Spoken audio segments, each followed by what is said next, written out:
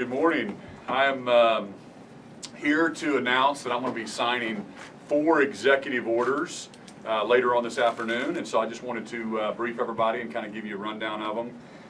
Number one, we're going to roll out our cabinet order. So statutorily, we have 15 different cabinet positions, and you know, I spent a lot of time going through the different cabinet positions from previous governors. I mean, I went back all the way to Walters and studied his, and studied Keating's, and studied Governor Fallon's, and made some changes to it because I was elected to make sure that we are holding all the different agencies and commissions accountable. And once we get that cabinet correct and we get all the different agencies reporting to the correct folks, it's going to be amazing how we deliver services for Oklahomans. So a couple highlights. You know, normally the Secretary of Finance had so many things to do. It was way too much for one person. So I've actually split that into 3 different people. We've got a Secretary of Budget now. We've got our COO, who's the Secretary of Agency Accountability. And then we also have a Secretary of Digital Transformation. It's a big goal of mine to deliver services and be a customer-focused government and make sure that we are bringing Oklahoma government into the 21st century. So we're going to be rolling out some exciting things on digital transformation, and I needed a secretary focused on that. Also, Secretary of Health and Human Services was normally together. That was about $8 billion of our budget, and so we broke that out, and we're going to have one person focused on health and mental health in our state. And then we have somebody focused on human services and child services altogether. So that was an important change. And then education was such an important part of our administration that I didn't want a barrier between between our superintendent of schools that's elected, Joy Hoffmeister. So I wanted to make sure that she had direct access to us. And it was so important that we named our Secretary of State also education as well. So that's Michael Rogers. So that's going to be really important for us. And then tourism and commerce, we have to rebrand our state. For us to be top 10, I wanted to break those 2 out and have tourism and branding separate from commerce. So you'll be seeing that later on today. The second executive order that we're rolling out is agency transparency. So on my first day of governor, I was tasked with researching how many state agencies contract with outside lobbyists. And I was shocked to find, and Oklahomans I'm sure will be shocked to find, I couldn't find out the information. I couldn't find out how many state agencies are hiring third-party lobbyists and what they're paying for it. So I've instructed all agencies to let me know how much they're paying lobbyists, and all the way back to 2015, and to make sure before they enter into any new contracts or renew any contracts that they get permission from the secretary that they report up to. So I think that's going to be something that Oklahomans entrusted me to make sure that our tax dollars are spent effectively and efficiently. And it's just, it's frightening to think that one of our state agencies would hire a third-party lobbyist that then turns around and lobbies these gentlemen behind me on make-sense legislation and things that are going to move our state forward. So we're going to put a stop to that. And I've got to first get the information so I can share that with the citizens of Oklahoma. The third thing, agency employee reform. This executive order maintains the hiring freeze on state employees as it pertains to classified employees. So classified is a new term. It's a protected class. So there's unclassified employees. That would be like an at-will employee in the private sector. So you've got at-will, and then you've got non-classified, and you've got classified. The problem with classified employees over the decades and decades of state agencies, there's some classified positions that are no longer needed. You can't move them around, you can't promote them. So I want to be clear, we have fantastic state employees in Oklahoma, and some of them are classified.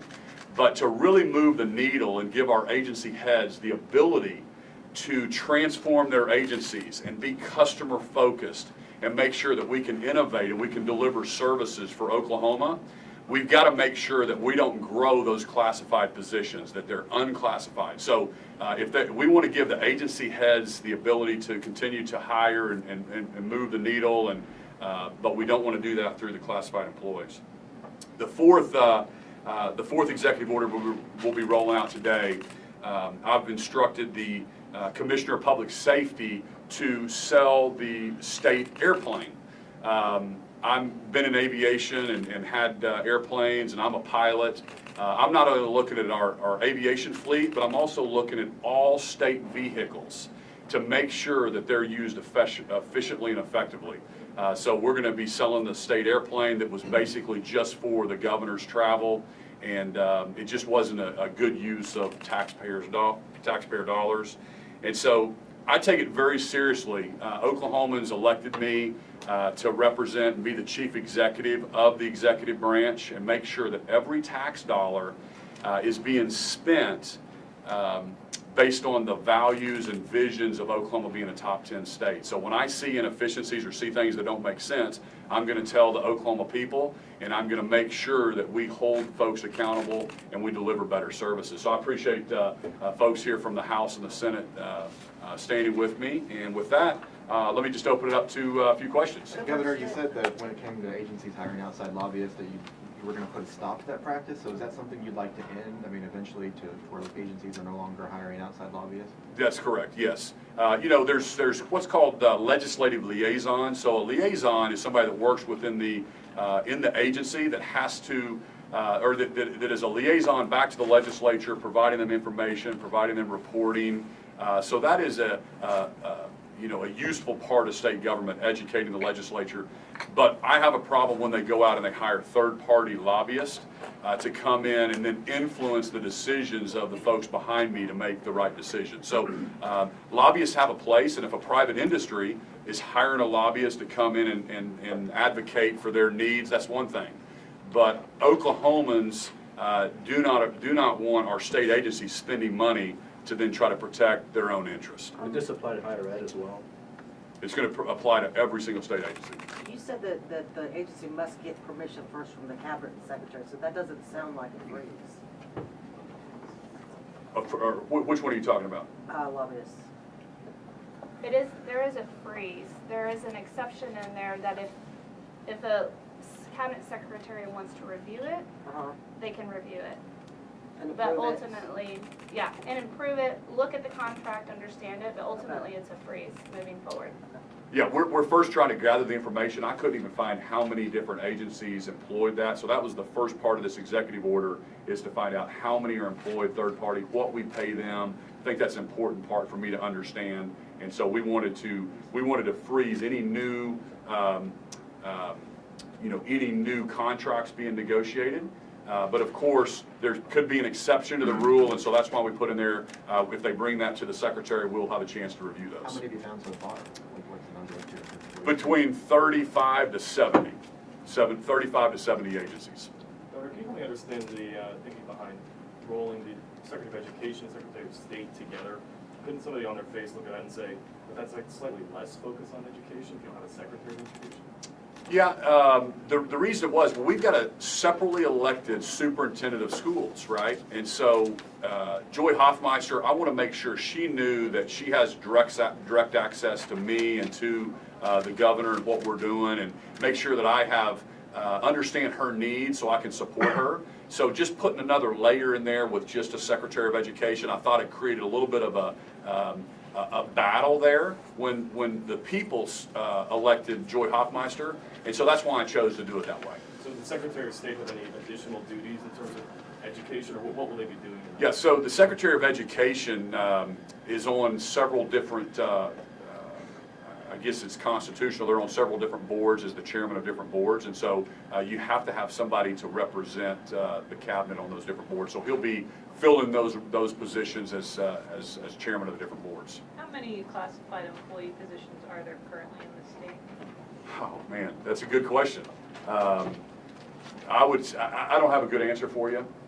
60, 70, I don't know, 80%. We'll have to look into that, but it's the majority are classified. Where would the money go from the sale of the state plane, and do you anticipate purchasing another state plane?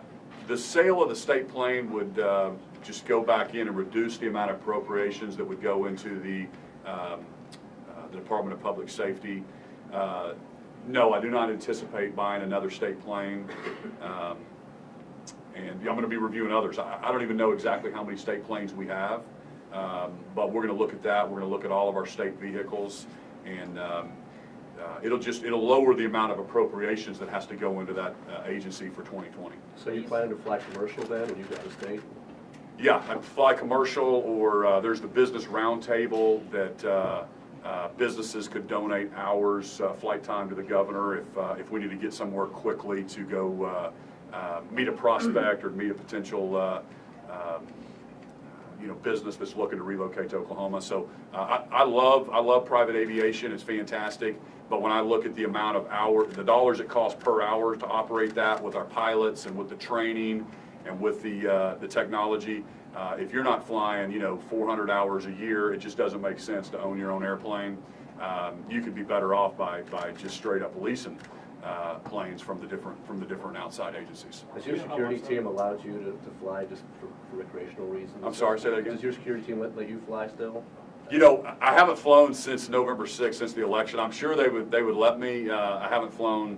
I've got a little single engine Cirrus, but planning on selling that now that I'm governor. So. Do you know how much that plane? I mean, how much it's worth, or how much it will save the state on a yearly basis? Yeah, the appropriations for that is approximately $1 million, something like that. And that's like a yearly. I mean, would be accurate if it's a yearly. It'd be a yearly deal. It's a King Air 350, so I haven't looked exactly what it would sell for, but we'll get